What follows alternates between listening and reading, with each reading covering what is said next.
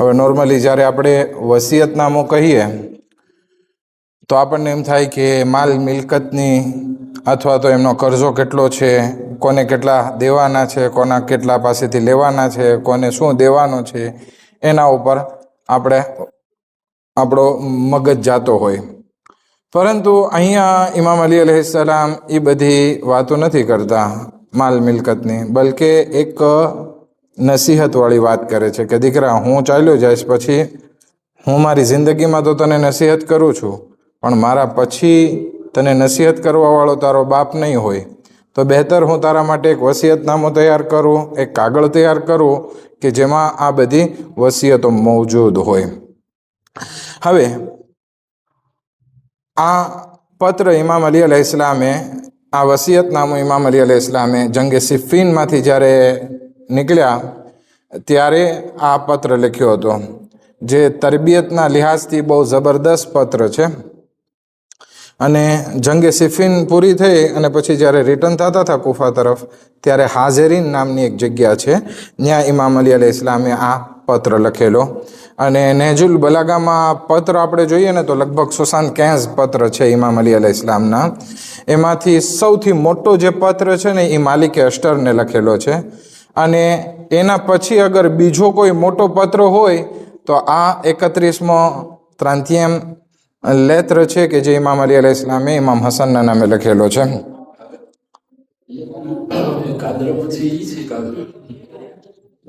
ક્યું?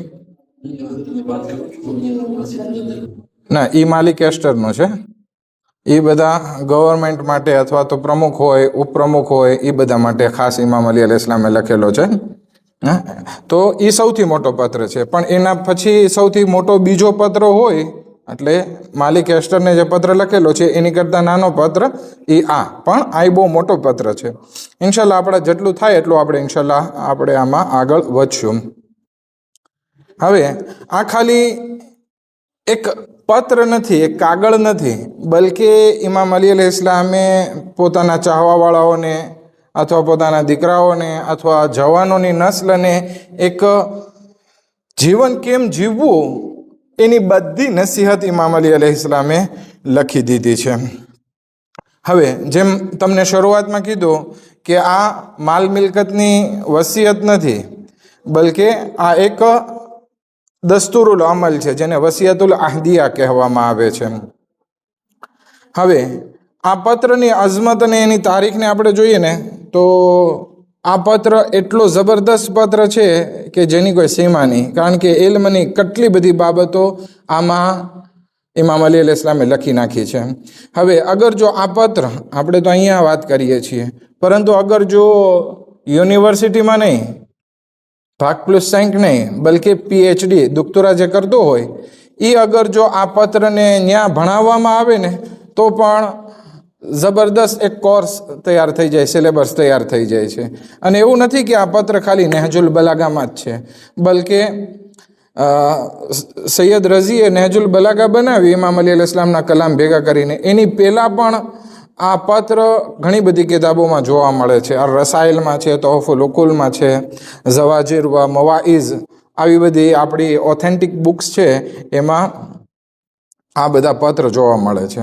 આ પત્ર વસિયત છે ઇમામ અલી અલૈહિસ્સલામની. અને આપણે જ્યારે વસિયતનો શબ્દ આવે એટલે આપણે શું થાય કે હા, એક મરહૂમની વાત છે, તો આપણે જરાક સરખી રીતે ધ્યાન આપીને કરીએ. અને એમાંય તે માહે રમઝાન, અને એમાંય માહે રમઝાનમાં ઇમામ અલી અલૈહિસ્સલામની વસિયત અને શહાદતના દિવસો છે ઇમામ અલી અલૈહિસ્સલામના, તો આપણે એમ થાય કે ઇમામે જે વસિયત કરી છે આપણે જિંદગીમાં ઉતારીએ, કારણ કે બહુ મહત્ત્વની વસિયત છે. પરંતુ આ વસિયત માલી નથી, બલકે આહદી છે. હવે આ વસિયતમાં મુખાતબ ઇમામે હસન મુશ્તબા અલૈહિસ્સલાતુ વસ્સલામ છે, પણ હકીકતમાં ઇમામે હસન મુશ્તબા અલૈહિસ્સલામ માટે બહુ વધારે આ વસિયત લાગુ નથી પડતી. આ વસિયત લાગુ કોના માટે પડે છે? આપણા માટે, અથવા તો ઇમામના બીજા દીકરાઓ માટે, અથવા તો જે પણ જવાનો છે એ બધા માટે આ વસિયત લાગુ પડે છે. આપણે અત્યારે જ્યારે વાત કરશું ને આ બધી વસિયતમાં, ત્યારે એવું લાગશે કે જાણે ઇમામ આ જમાનામાં આપણને અનુલક્ષીને ઇમામ વાત કરતા હોય છે. પડદા પાછળ સંબોધન આપણને છે, ઇમામ હસનને ઓછું છે. કારણ કે ઇમામ હસનની ઉંમર ત્યારે કેટલી હતી જ્યારે આ પત્ર લખવામાં આવ્યો ત્યારે? ત્રાંકાતા 34 વર્ષના હતા ઇમામ. 34 વર્ષના. અને ઇમામ અલી અલૈહિસ્સલામની ઉંમર કેટલી છે? તો કે 60 વર્ષની ઉંમર છે. હવે પણ આપણે એક સવાલ કરીએ તો શા માટે ઇમામ અલી અલૈહિસ્સલામ ઇમામ હસનને કહે છે કે ભાઈ તારે આમ કરવું જોઈએ, તારે આમ કરવું જોઈએ, તારે આમ કરવું જોઈએ, જ્યારે કે 34 વર્ષનો એક દીકરો હોય અને એ તે ઇમામ હસન મુશ્તબા અલૈહિસ્સલામ જેવો દીકરો હોય કે જે ખુદ ઇમામ બનવાને, ઇમામતને એના કાર્યોને સંભાળવા માટે કાપાબલો હોય, એને આવી બધી વસિયત કરવાની જરૂર પડે? તો કે ના. આપણે અહીંયા શું થાય છે કે જ્યારે આગામુખી મજલિસ પડવા બેસે અને અમુક નસીહતની વાત કરે એટલે ખાસ કરીને જવાનોમાંથી અને મોટાઓમાંથી આવે, આગામુખીએ ભાઠા દીધા, આમ કર્યું ને તેમ કર્યું. શું કામ? કારણ કે કોઈ ઇન્સાનને પસંદ નથી હોતો કે એને કોઈ ટકોરે કે ભાઈ તારે આમ ના કરવું જોઈએ ને તારે આમ ના કરવું જોઈએ. આપણે અત્યારે જ કોકને કહીએ ને કે ભાઈ તું આ કામ ના કરે, દાખલા તરીકે જમવાનું ઘરે ના લઈ જાય, અહીંયા ખાઈ લે, તો કે મારા ઘરે બીમાર છે, કંઈક ને કંઈક એ બહાનું કાઢશે અને કહેશે કે ના મારે ઘરે લઈ જવું જરૂરી છે. આવું બધું ઇન્સાનની ફિતરત હોય છે. તો ઇમામ અલી અલૈહિસ્સલામ જોવે છે કે મારી બધી વસિયત છે એ બહુ મહત્વની છે. હવે અગર જો હું ડાયરેક્ટ બધાને કહી દઉં તો બધા લોકો જે છે એક ક્રિટિસાઇઝ સમજશે આને અને એનો ઈગો સામે આવશે કે જેથી મારી વાતને કબૂલ નહીં કરે. તો ઇમામ અલી અલૈહિસ્સલામ શું કરે છે? વસિયત ઇમામ હસનના નામે લખે છે, પણ એનાથી મંજૂર છે કે બધા આનાથી ઉપયોગ લે. બરાબર છે? હવે કોઈને એમ ના થાય કે ભાઈ ઇમામે મને ભાઠું દીધું, ઇમામે મને કીધું, કોઈ ટોપી ના પહેરી લે. એટલા માટે ઇમામે એક જનરલ વાત કરી અને ઇમામ હસન મુશ્તબા અલૈહિસ્સલામને મુખાતબ થઈને આ પત્ર લખ્યો. હવે શરૂઆતમાં ઇમામ અલી અલૈહિસ્સલામ બહુ જબરદસ્ત વાત કરે છે અને પોતાની 7 સિફતો બયાન કરે છે. જો કે આવી 7 સિફતો ખાલી ઇમામ અલી અલૈહિસ્સલામ માટે નથી, આપણા બધાને એ સિફતો લાગુ પડતી હોય છે. કેવી રીતે? અગર જો આપણે કોઈને વાત કરીએ કે ભાઈ હું તને એટલો મોટો માણસ થઈ, મારી 60 વર્ષની ઉંમર થઈ, હવે હું તને કહું છું તું સાંભળ, તો સામેવાળો જવાન શું કહેશે? હવે તમે તો ડોસા થયા, હવે તો અમે તો 21મી સદીમાં જીવીએ છીએ, અમે તો મોબાઈલ ને કોમ્પ્યુટરના યુગમાં જીવીએ છીએ, તમે બધી ડોસાની જૂની વાત કરશો. હા, એવી વાત કરશે ને એટલે કબૂલ નહીં કરે. એટલે ઇમામ અલી અલૈહિસ્સલામ અહીંયા પોતાની પહેલા 7 સિફતો બયાન કરે છે અને એવી સિફતો છે કે જેનાથી કહી દે કે ભાઈ હું તો જો તારું સારું ભલું ઈચ્છવાવાળો છું, મને તારાથી કાંઈ ફાયદો નથી, મને કાંઈ તારાથી કાંઈ લાભ નથી લઈ લેવાનો. આપણે આવી બધી વાત કરીને પછી કંઈ જવાનને સમજાવવા જઈએ ને તો જવાન થોડું ઘણું એક્સેપ્ટ કરશે. એવી જ રીત ઇમામ અલી અલૈહિસ્સલામે અહીંયા લીધી છે. ઇમામ અલી અલૈહિસ્સલામે 7 પોતાની સિફતો અહીંયા રજૂ કરી છે. એમાં સૌથી પહેલી સિફત આ બયાન કરી છે. પણ આપણે એની સિફત ઉપર જવા પહેલાં આપણે પણ આપણી જિંદગીમાં આ બધી વસ્તુનું ધ્યાન રાખવું પડશે. ખાસ કરીને આપણા જવાન દીકરા હોય અથવા તો સમાજના કોઈ જવાન છોકરા હોય, એને જ્યારે આપણે ડાયરેક્ટ કહેશું ને આમ ના કર ને આમ ના કર, નમાઝ પઢ ને મુસાફો લે ને તસબી પઢ ને રોજા રાખ ને નમાઝ શબ પઢ, તો એ કોઈ દિવસ નહીં માને. એની માટે થોડુંક આપણે પ્રિપેરેશન કરવું પડશે કે જો અમે તો અમારું જીવન જીવી લીધું, હવે તમારો વારો છે. અગર તમે સીધા રહેશો તો ઘણું બધું તમારી જિંદગીમાં ફાયદો થશે. આવું જ્યારે છોકરાઓની નજદીક થશો એના દિલથી અને પછી વાત કરશું ને તો આશા છે કે છોકરાના દિલમાં થોડું ઘણી વાત ગળે ઉતરે. અત્યારે જવાનોને જેને પણ આપણે કહીએ ને કે ભાઈ કોઈ બુઝુર્ગને કહે કે તમે તમારા દીકરાને સમજાવો ને તો એ એક જ જવાબ આપે છે કે અમારો દીકરો અમારું માનતો નથી. શું કામ નથી માનતો? એનું મોટું કારણ આ છે, કારણ કે વડીલ લોકો વાત કરવાની શરૂઆત કરે છે ને આમ ના કર ને તેમ કર, એ આવું થોડું કરાય તોડી નાખે છે, ટીકા કરે છે. એ જવાન કોઈ દિવસ એક્સેપ્ટ કરી શકતો નથી. અહીંયા ઇમામ અલી અલૈહિસ્સલામ પોતાની 7 જબરદસ્ત સિફત બયાન કરે છે કે જેમાં ઇન્કેસારી છે, નમ્રતા છે, તવાઝો છે અને પછી ઇમામ શરૂ કરે છે નસીહત કરવાનો. તો આપણે જોઈ લઈએ કે ઇમામ અલી અલૈહિસ્સલામ પોતાની કઈ કઈ સિફતો બયાન કરે છે. પણ એની પહેલાં હું નેહજુલ બલાગાનો જે પત્ર છે એનો તર્જુમો તમારી સમક્ષ વાંચી જાઉં. બિસ્મિલ્લાહિર્રહમાનિર્રહીમ. આ પત્ર મોતના મોઢે પહોંચેલ મહેરબાન બાપ તરફથી છે, જે સમયની સખ્તીને કબૂલ કરનાર છે, જેમની ઉંમર હવે પૂરી થવા આવી છે, જે દુનિયાની મુસીબતો સામે તસ્લીમ છે, જે અત્યારે એવા ઘરોમાં રહે છે જ્યાં પહેલાના લોકો રહીને ચાલ્યા ગયા, અને જે પોતે પણ કાલે આ દુનિયા છોડી દેવાનો છે. આ ઇમામ અલી અલૈહિસ્સલામે નહેજુલ બલાગામાં જે વાત કરી છે એની 7 સિફતો અહીંયા વાંચી સંભળાવી તમને તર્જુમાના રીતે. પણ ઇમામ અલી અલૈહિસ્સલામ શું કહે છે? પહેલી સિફત, હું જે લખું છું એ હસન, બેટા હસન, તો સાંભળ કોણ લખે છે? મિન વાલિદિલ ફાન, ઈ બાપ લખે છે જે ફના થવાની નજદીક છે, જે હવે આ દુનિયા છોડીને જવાનો છે. મિન વાલિદિલ ફાન, કે તારો બાપ હવે 60 વર્ષનો થઈ ગયો છે, હવે તારી સાથે વધારે નથી રહેવાનો.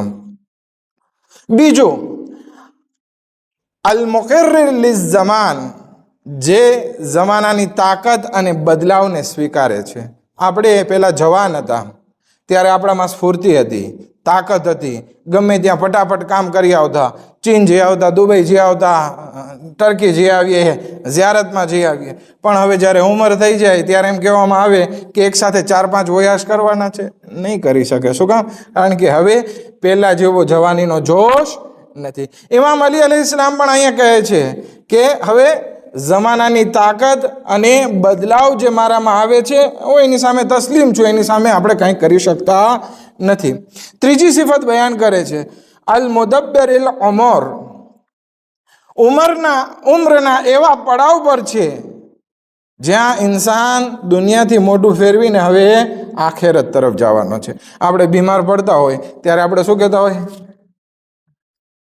હવે પતી ગયું છે, હા હવે પહેલાં જેવું નથી, હવે બસ જવાનો સમય આવી ગયો છે.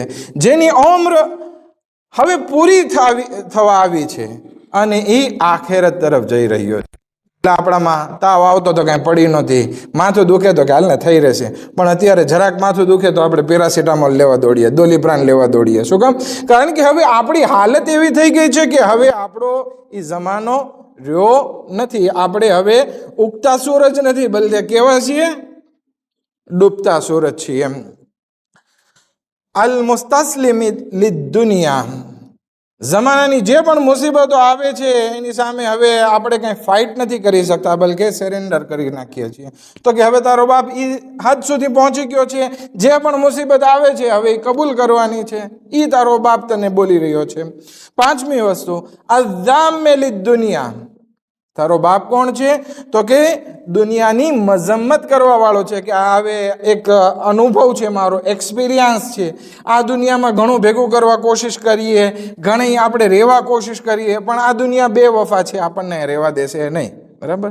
તો જ્યારે આવી હાલત છે તો મારો અનુભવ છે, અને આ અનુભવ પછી હું કહું છું કે આ દુનિયા સારી નથી. આપણે ઘણી વખત ધંધો કરીને આપણે બધી રીતે એમાં જોઈ લીધું અને એમાં ખોટ જ હોય, તો પછી આપણે આપણા દીકરાને શું કહેશું કે ભાઈ મેં આ બધા ધંધા કરી લીધા, આ ધંધામાં પડવા જેવું નથી. ઇમામ અલી અલૈહિસ્સલામ પણ અહીંયા એ જ કહે છે કે ભાઈ મેં તો મારી જિંદગી જીવી લીધી અને મેં દુનિયાને જોઈ તો કોઈ દિવસ વફાદાર નથી બની. તો હવે મારા એક્સપિરિયન્સ પ્રમાણે હું તને કહું છું કે આ દુનિયા બરાબર નથી, હું દુનિયાની મજમ્મત કરવા વાળો છું. અસાકિની મસાકિનલ મૌતા, હવે હું તારો બાપ કોણ છું? તો કે ઈ બાપ છે કે જે મુર્દાઓના મકાનમાં રહી વસવાટ કરી રહ્યો છે. આપણને એમ થાય કે આપણે જીવતાઓ વચ્ચે રહીએ છીએ, નહીં, પણ આપણે જે ચાલીએ છીએ ને એ કેટલી કબરો ઉપર ચાલીએ છીએ. આપણે કબ્રસ્તાન આજુબાજુમાં જીવન વિતાવીએ છીએ. તો ઇમામ અલી અલૈહિસ્સલામ કહે છે કે તારો બાપ તને લખી રહ્યો છે કે જે મુર્દાઓની વચ્ચે જીવન વિતાવે છે. કયામતનો દિવસ જ્યારે આવશે ને, જ્યારે કબ્રમાંથી બધાને ઉઠાડશે ને, તો આપણને એમ થશે કે આપણા ઘરની નીચે કબર હતી, એકની બદલે 5-5 મુર્દાઓ ત્યાંથી ઊભા થશે. તો આપણને એમ થાય કે આપણે જમીન ઉપર રહીએ છીએ, જીવતાઓ આજુબાજુમાં પાડોશી છે. ના, આજુબાજુમાં કેટલાય મુર્દાઓના કબ્રસ્તાન છે, આપણને ખબર નથી, એની નિશાનીઓ ચાલી ગઈ છે. બસ એના DNA મોજૂદ છે કે કયામતનો દિવસ જ્યારે આવશે ત્યારે આ બધા DNA-માંથી ખુદા એક એકને ઊભા કરશે, ત્યારે ખબર પડશે કે આપણી કબ્રમાં પણ કેટલા બધા મુર્દા સૂતા હતા, આપણા ઘરની નીચે કેટલા બધા મુર્દા દફન હતા. પછી ઇમામ છેલ્લી પોતાની સિફત બયાન કરે છે. કોણ બાપ તને લખી રહ્યો છે? એવો મુસાફિર જે આવતીકાલે આ દુનિયાથી વિદાય લેવાનો છે. આપણને એમ થાય કે આપણે હંમેશા રહેવાના છીએ? નહીં.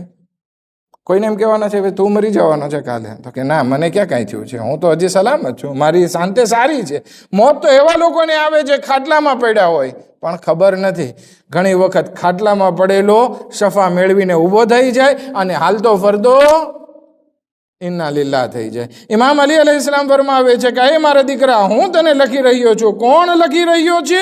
કે જે આવતીકાલે આ દુનિયાથી રૂખસત થવાનો છે. એક સલાવત પડે મોહમ્મદ વ આલી મોહમ્મદ પર.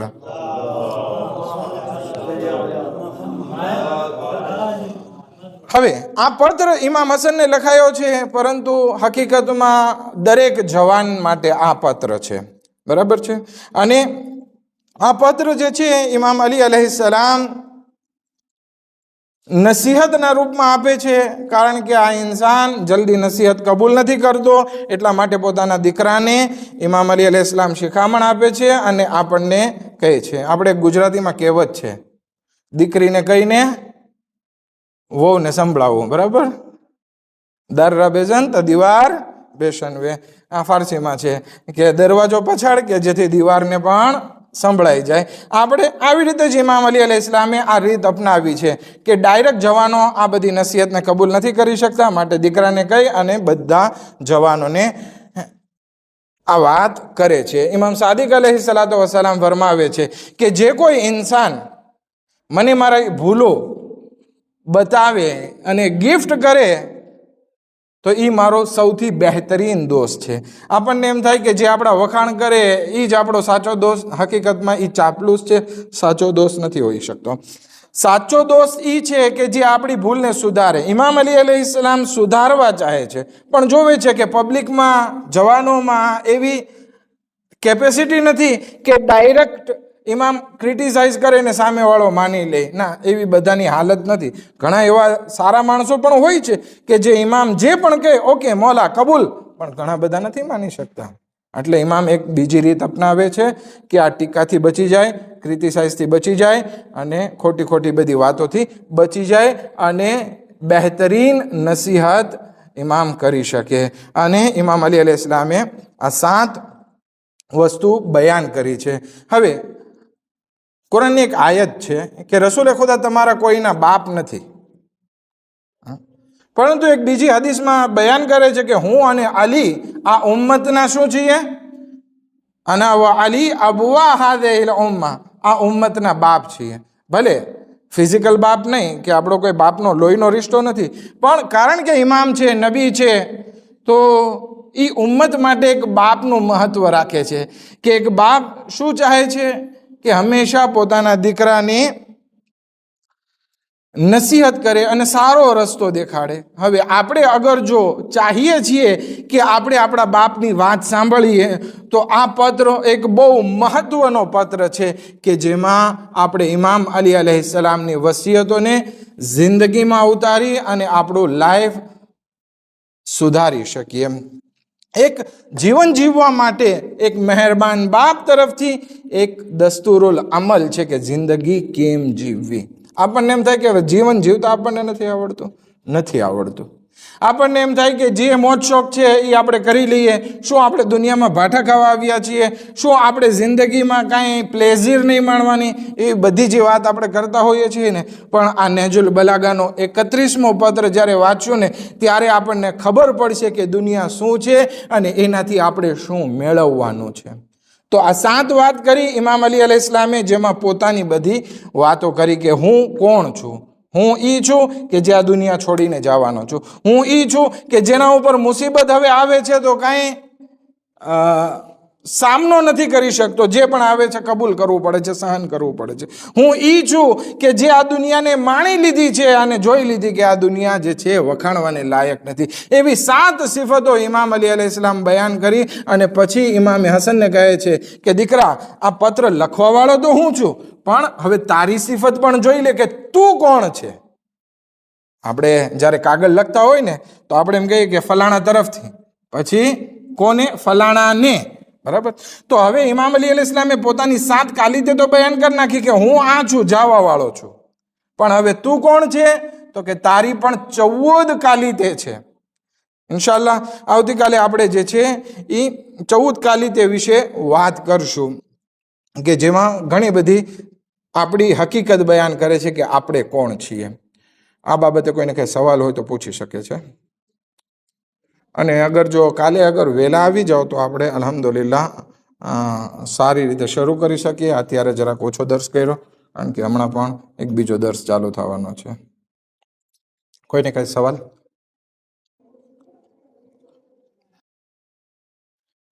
إن الله وملائكته يصلون على النبي يا أيها الذين آمنوا صلوا عليه وسلموا تسليما.